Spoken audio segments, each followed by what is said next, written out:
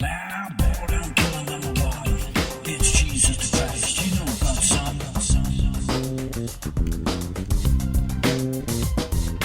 Out of my heart, to take it to him.